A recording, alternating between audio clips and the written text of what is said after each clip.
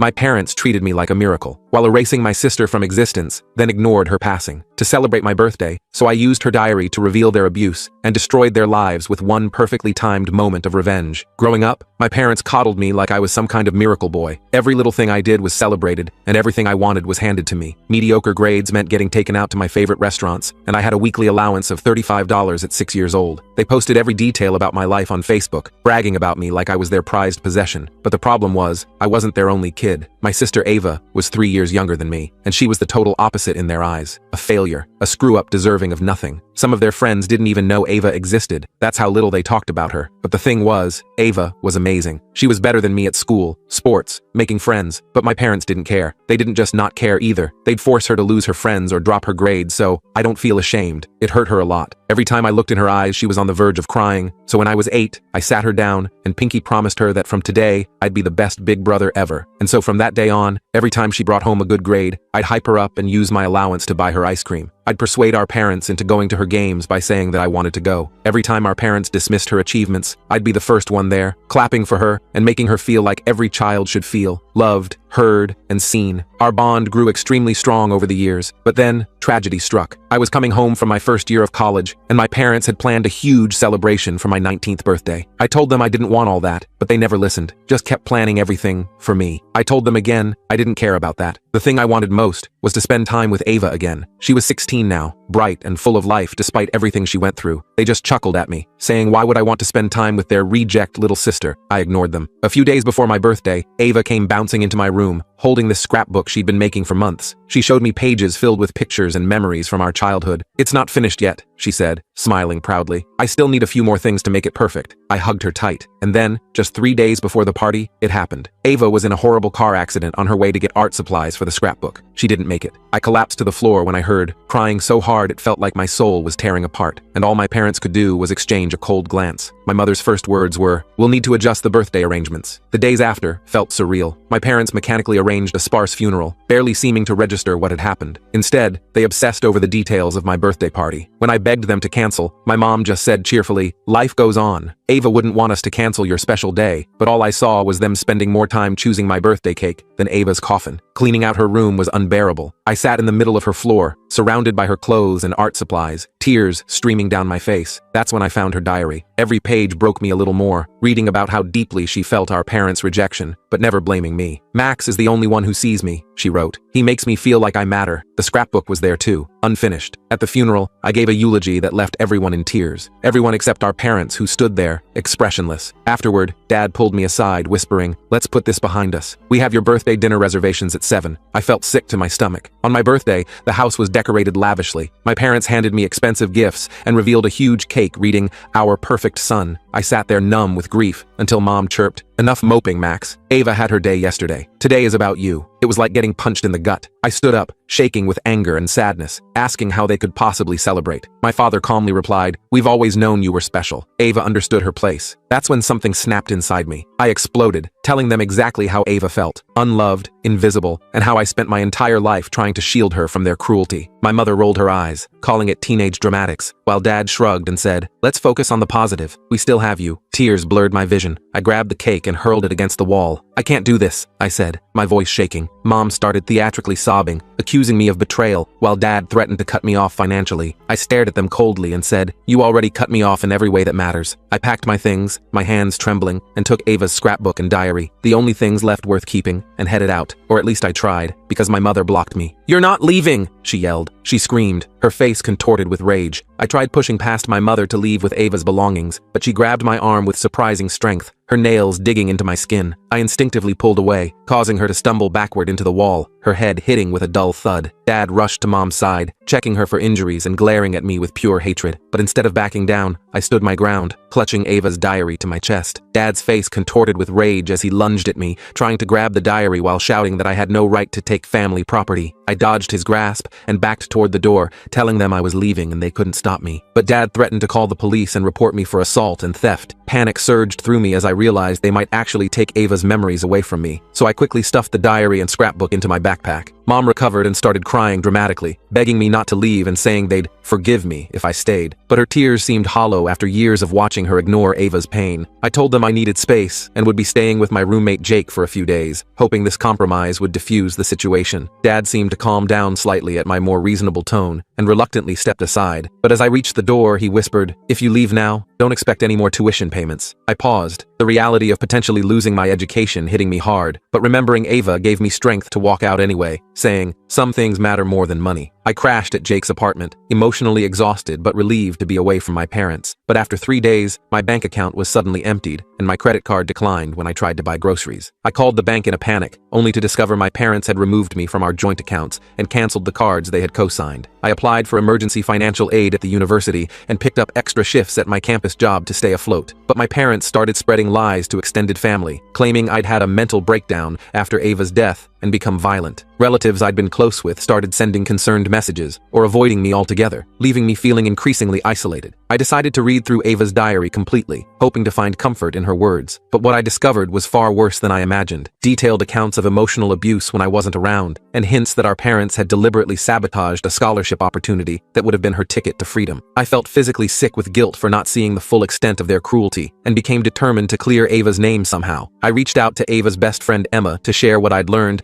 and possibly get more insight. But when we met at a coffee shop, I noticed someone watching us, my father sitting in his car across the street. Emma and I moved our conversation to her apartment, where she revealed Ava had been secretly recording our parents' behavior on her phone for months before the accident. Emma explained that Ava's phone had been returned to our parents after the accident, but she had backed up some of the recordings to a cloud account she shared with Emma for a school project. We spent hours listening to the recordings, hearing my mother tell Ava she was a mistake, and my father threatening to send her to a boarding school if she overshadowed me again, providing concrete evidence of their abuse. Armed with Ava's recordings, I decided to confront my parents one more time, hoping they'd finally acknowledge what they'd done. But when I arrived at the house, I found them hosting a dinner party with family friends, acting like grieving parents. I lost my composure and played one of the recordings loudly from my phone, causing shocked silence to fall over the gathering, as my mother's voice clearly said, "We only wanted one child, Ava. Max was enough." The guests looked horrified, and my parents scrambled to explain it away as Ava manipulating conversations. But my Aunt Susan, who had always been kind to Ava, stood up and asked them point blank if they had always treated Ava differently. The room divided, with some guests awkwardly leaving while others stayed, creating a tense standoff as my parents realized their carefully crafted image was crumbling. Dad pulled me into his study, offering to reinstate my financial support if I stopped this nonsense, and told everyone the recordings were fake. But I refused to betray Ava again, even for financial security. He changed tactics, threatening to sue me for defamation and destroying the family, showing he cared more about appearances than acknowledging the truth. I returned to the living room to find Mom sobbing to the remaining guests about how ungrateful her children were. But Aunt Susan was looking through Ava's scrapbook, which I had brought with me, seeing the stark difference between family photos and the private moments Ava had captured with just me. Susan confronted my parents directly, asking why there were no pictures of them celebrating Ava's achievements, despite evidence of her many awards and accomplishments. The confrontation escalated as my parents tried to physically remove me and the evidence from the house, but Aunt Susan and her husband intervened, standing between us. My father finally snapped, shouting, "Fine, we never wanted her. Are you happy now?" causing even their most loyal friends to stare in disbelief at the admission. In the aftermath of my father's outburst, the remaining guests quickly left, leaving just my parents, Aunt Susan, her husband, and me in stunned silence. But my parents quickly tried to backtrack, claiming they were just upset and didn't mean it. I played more recordings from Ava's collection, methodically exposing years of their emotional abuse until they couldn't deny it anymore. Aunt Susan, visibly shaken, offered me a place to stay and help with college expenses, but my parents threatened to cut her off from the family if she took sides. Susan stood her ground, revealing she'd always suspected something was wrong and regretted not intervening sooner, effectively choosing to support me regardless of their threats. I gathered more of Ava's belongings to take with me to Susan's house, but discovered my parents had already packed up most of her room, with boxes labeled "donation" sitting in the garage. I frantically searched through them, rescuing Ava's art portfolios, awards, and personal items they were trying to erase, feeling like I was saving pieces of her all over again. Over the following weeks, I worked with Susan to create a memorial scholarship in Ava's name at her high school, using her artwork and achievements to tell her story. But my parents hired a lawyer, claiming we were slandering them and demanding we stop using family photos or Ava's artwork without their permission. We reached out to Emma and other friends of Ava's, collecting their photos and memories instead, creating a tribute that celebrated her through the eyes of people who truly valued her. On what would have been Ava's 17th birthday, we held a memorial art show at her school, displaying her work and announcing the scholarship. But I struggled with overwhelming grief and guilt, wondering if I could have done more to protect her. As I stood surrounded by people who had come to celebrate Ava's life and talent, I finally completed her scrapbook, adding the last pages with photos from the memorial, fulfilling my promise to be the best brother I could be, even after she was gone, and ensuring that Ava would always be remembered not as the forgotten child, but as the extraordinary person she truly was. The memorial art show for Ava became a turning point, as several teachers approached me, sharing how they'd noticed the disparity in how my parents treated us, but they admitted they'd never reported it because my parents were respected community members who always had plausible explanations. I realized the full extent of my parents' manipulation. They hadn't just fooled me, but had created an entire facade that kept others from intervening. With Aunt Susan's support, I began therapy to process my grief and guilt over Ava's death. But during a session, I received multiple frantic texts from Emma, saying my parents were at her house demanding she remove Ava's cloud backups. I rushed over to find my parents threatening Emma with legal action for stealing private family recordings, causing her parents to consider giving in to avoid trouble. I showed Emma's parents some of the recordings to explain why preserving them mattered, but my father claimed I was exploiting Ava's death to turn people against them. Emma's dad, a former counselor, recognized the manipulation tactics and firmly asked my parents to leave, telling them any further harassment would result in a restraining order. Word spread through our community about my parents' behavior, causing people to quietly distance themselves. But my parents responded by announcing a large donation to the school in beloved daughter Ava's memory, attempting to rewrite history and reclaim their reputation. I felt physically ill seeing them use Ava as a prop after death when they'd ignored her in life, and decided I needed stronger boundaries to protect my own mental health. I changed my phone number and blocked my parents on social media, focusing instead on my studies and healing. But they somehow obtained my class schedule and ambushed me on campus, causing a scene by loudly proclaiming they just wanted to reconcile with their grieving son. I was forced to walk away while dozens of curious students watched, later learning my parents had told the department secretary they were surprising me with a grief care package to get my schedule. The University Counseling Center helped me file for a no-contact directive after the campus incident, giving me some breathing room. But my parents then approached my roommate Jake, manipulating him with stories about my fragile mental state and how they just wanted to make sure I was safe. Jake, though well-meaning, began monitoring me and reporting back to them, unknowingly becoming their spy. I discovered Jake's betrayal when I saw texts on his phone while borrowing it to call Susan. Rather than confronting him immediately, I decided to use the situation to my advantage. I began feeding Jake carefully crafted misinformation about my plans and feelings, creating a false narrative my parents eagerly consumed. Using this strategy, I let slip to Jake that I was considering writing a detailed account of our family dynamics for a psychology class, but added that I was nervous about including the recordings because I wasn't sure if they were legally obtained. My parents, predictably, sent a cease and desist letter through their lawyer, inadvertently acknowledging the recordings were authentic by trying to suppress them. The lawyer's letter demanded I return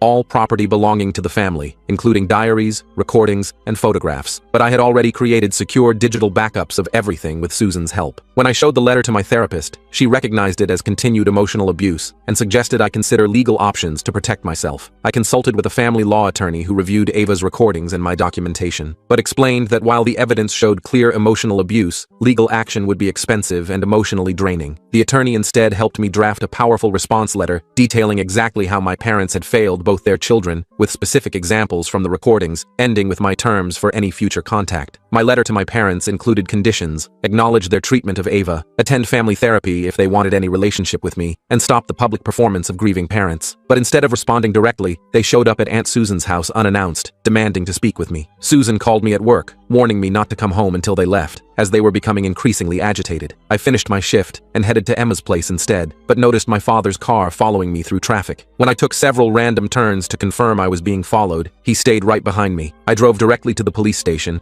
where I explained the situation and asked for help, resulting in an officer speaking to my father about harassment. The police intervention temporarily stopped the following, but escalated my parents' tactics as they began contacting my professors with concerns about my academic performance. But one professor, Dr. Chen, had lost her own sister and saw through their manipulation. She connected me with the dean of students, who implemented additional protections for my educational privacy. With the university now aware of the situation, I felt safer on campus. But my parents pivoted to a new strategy, reaching out to mutual friends and family with a story that I was keeping Ava's ashes from them and preventing proper closure. I had to contact the funeral home for documentation, proving my parents had declined receiving her ashes, choosing the cheapest disposal option instead. The funeral home's documentation exposed another lie, causing several family members to finally see the pattern of manipulation. But my parents, cornered by the truth, made one last, desperate move, showing up at my workplace claiming a family emergency to get me to come outside. When I refused to leave my shift, they created a scene so disruptive that my manager had to threaten to call security, putting my job at risk. After the workplace incident, I decided I needed to confront my parents once and for all, arranging to meet them in a public park with Susan present as a witness. But when we arrived, I was shocked to see they'd brought several family members and friends, attempting to stage an intervention for my unhealthy obsession with Ava's death. I remained calm and addressed the group directly, asking if they knew why they had really been gathered. I connected my phone to a portable speaker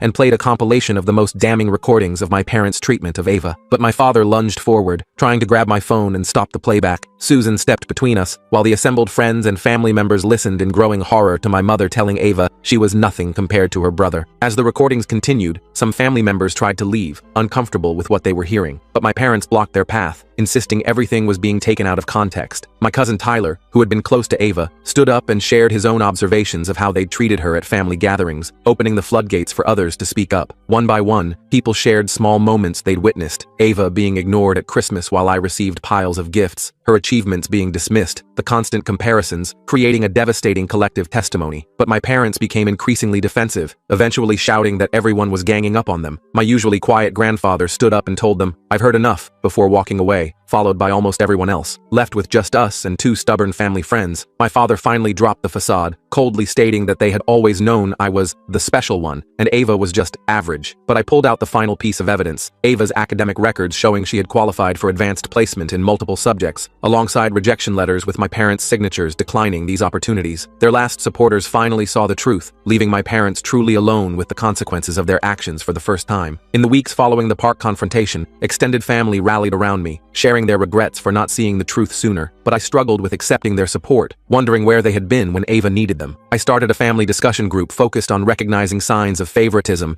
and emotional abuse, turning our painful experience into an opportunity for growth and awareness. My parents made one final attempt to regain control, threatening to sell our childhood home, where I still hoped to retrieve more of Ava's belongings if I didn't end this nonsense. But Aunt Susan and Uncle Dave offered to buy the house themselves, neutralizing the threat. I was able to thoroughly search the house before they moved in, discovering a hidden box of Ava's awards and accomplishments my parents had kept from us both. The Ava Evans Memorial Scholarship gained momentum, with enough donations to support 2 students annually, but I worried that as time passed, people would forget the real Ava behind the scholarship. I worked with Emma and Ava's art teacher to create a permanent exhibition of her work in the school gallery, ensuring her talent would continue inspiring others. As the 1-year anniversary of Ava's death approached, I braced myself for renewed grief, but instead found unexpected healing in completing a project she'd never finished, a children's book she'd been illustrating about 2 siblings who could only see the stars when they were together. I partnered with a local publisher to release Starlight Siblings under Ava's name, with proceeds going to her scholarship fund. At the book launch, I prepared myself for my parents possibly showing up to cause a scene, but instead received a thin envelope containing a brief note acknowledging they had made mistakes with Ava, along with her birth bracelet from the hospital. While it wasn't the full accountability I'd hoped for, I recognized it as perhaps the first honest moment from them in years. Not enough for reconciliation, but enough to help me move forward, knowing that through the scholarship, the art exhibition, and now her book, Ava had finally become visible to everyone, her light no longer dimmed by anyone, her story told in her own voice, and her legacy one of creativity and resilience, rather than victimhood, fulfilling my childhood promise to be the best brother possible by ensuring she would never be forgotten or diminished again.